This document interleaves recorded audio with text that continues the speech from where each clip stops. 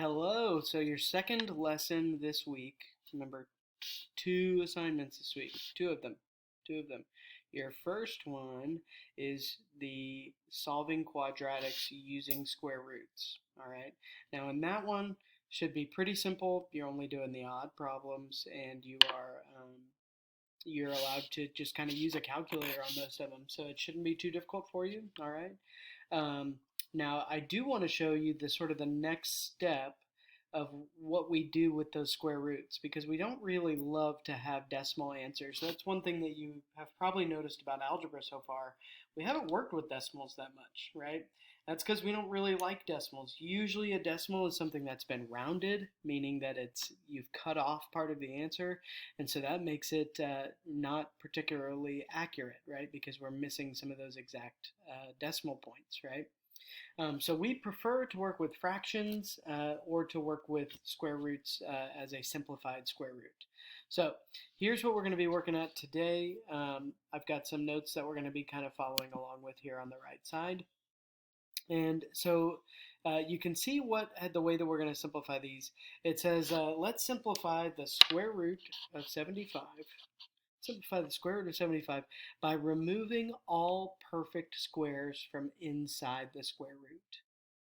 So let's think about what that means. We're going to remove all of the perfect squares from the number 75 and take that out, and we're going to remove those from the inside of the square root sign. Okay, so anything that lives sort of under the square root sign is a number that's being square rooted. If we can move it to where it's out to the left or outside of the square root sign, it's no longer being square rooted, and so that makes it like a normal number. Now, the only way that we can pull something out is if there are two of them inside of the square root sign, okay? And remember, when we're talking about squares, we're talking about numbers that multiply together to give you a certain number, and so we're talking about multiplication here, right? Okay, so let's take some factors. Let's split up this 75 into some factors. And you can see that they've done that here on the right side, but I just want to work with you through that. Usually, I think when people think of the number 75, they think of it as like 3/4, right? So 3 times 25. All right. Now, 3 can only break down into 3 and 1. Now, we're never going to work with ones here because they don't really help us when we're doing multiplication. So the 3 is kind of already done. But the 5 I can keep going with, right? Or the 25 I can keep going with. 25 is 5 times 5. All right. So 5 times 5 times 3 is 75, right? If you were to sort of put that back together, 5 times 5 is 25. 25 times 3 is 75. So instead of writing the square root of 75 as the square root of 75, we can write it as the square root of 5 times 5 times 3. It's another way of writing 75. Now the reason that we want to like break it all the way down there is we want to look for perfect squares. We want to look for partners, right? Now if we see a set of partners, they are kind of like in Finding Nemo. Sorry about that. Quick interruption there. Somebody was trying to call me. Kind of like in Finding Nemo, these are your exit buddies, okay? So if you give me 1 second, I will show you what I'm talking about. Okay, so here's a little clip from the movie Finding Nemo. Let me make sure that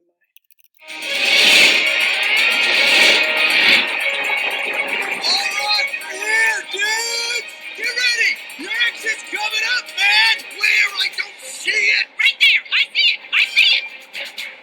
You mean the swirling vortex of terror? That's it, dude! Of course it is! Okay, first, find your exit buddy. Do you have your exit buddy? Yes! Okay, Squirt here will now give you a rundown on proper exiting technique. Good afternoon! We're gonna have a great jump today! Okay, grab the hard surface as you hit the wall! There's a screaming flood of kids to watch out! Remember, rip it, roll it, and touch it!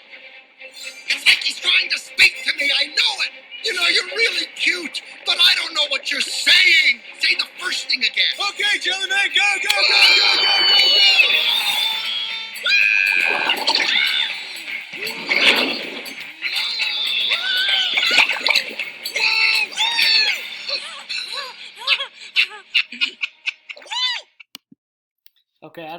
you guys, but that makes me want to watch Finding Nemo. I also hope that YouTube doesn't come after me for copyright infringement since I showed another YouTube video on my YouTube video. So I know that's a big no-no. But you have to have your exit buddy, right? That's what Squirt was saying, the little sea turtle. He was saying you have to have your exit buddy to get out of that East Atlantic current. Oh man, I really want to watch the whole movie now. But a square root works the same way. The only way that a number can come outside is if it has an exit buddy. He's got to have a partner number that is the same number.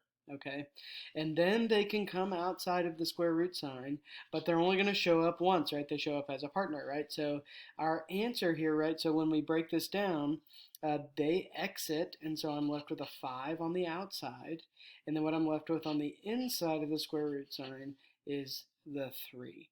Okay, all right, now this is our final answer because there's nothing else that I can pull out here. 3 is a prime number. The only thing I can pull out, I could like say that this is 3 times 1 times 1 and then keep pulling 1s out, but those 1s are just going to get multiplied in here and not change anything, right? So 1s we don't really work with. So this is it, right? We're good here. So we are done. You know that you're done when you can't pull anything else out of inside of the square root sign. Now, to kind of check and make sure that we did this right, we can double check by using a calculator, right? So if we do the square root of 75, now we don't love decimals, but it does help us to check our answer. So I'm going to type in here square root of 75, and it tells us that square root of 75 is 8.66025404. Okay, so basically 8.660. Okay. Now, if I take my answer, it should give me the same thing. So what I'm going to type in is 5 times the square root of 3.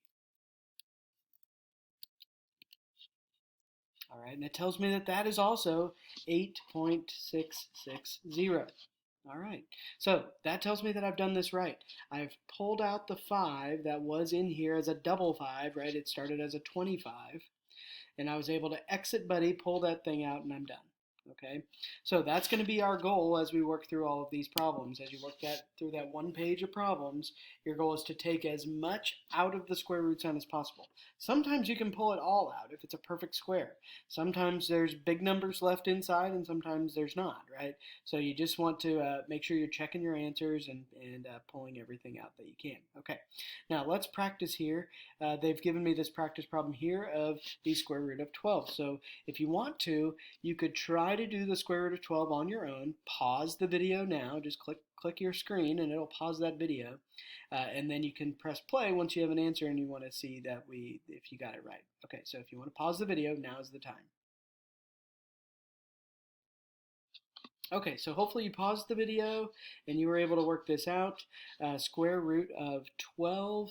All right, so the square root of 12, let's see if we can factor this thing out. And it doesn't matter which way you factor it out. In fact, I'm going to do this one twice using different numbers, okay? So let's say that you thought that 12 is 4 times 3, which is good, okay? The 3 we already know we can't do anything with. The 4 is 2 times 2, all right? So 12 is really, instead of the square root of 12, I can write this as the square root of 2 times 2 times 3, all right? Because 2 times 2 is 4 times 3 is 12, okay? So I've just broken it down. Now I've got these partners, all right? Exit buddies, they get to pop out, so I'm left with 2 times the square root of 3. All right. Now we know that there are other ways to break down a 12. Another way you could have done is like a 2 and a 6, right? Now the 2 we can't do anything with because there's nothing that multiplies to give you a 2 except for a 2 and a 1, right? We call that a prime number. If you hit a prime number, you're done. You can't do anything else with it, okay? But the 6 we can break down a little more as like a 3 and a 2, all right? So let's go ahead and so we've got a 2, a 3, and a 2. So I'm going to do 2 times 3 times 2. All right, here's the 2's. They are an exit buddy, so this should look familiar. We still get 2 times the square root of 3. So either way you do that one, you should have gotten 2 times the square root of 3. Check that one in the calculator. Make sure that they match. So I'll type 2. I'm going to click the square root button. I'm going to put 3, and then we'll check the answer. and it tells us that we did that right. Okay, good. All right, so those are going to be the types of problems that you're going to have this week. If you have any further questions, I hope that you go to the homework help video where I'll do 2 or 3 more problems, and then I also hope that you will consider checking out the office hours. All right, so just a reminder, office hours Monday and Tuesday at 1 o'clock, Wednesday and Thursday at 11. All right. Okay, that's the end of this video. There will be a homework help video up for you as well.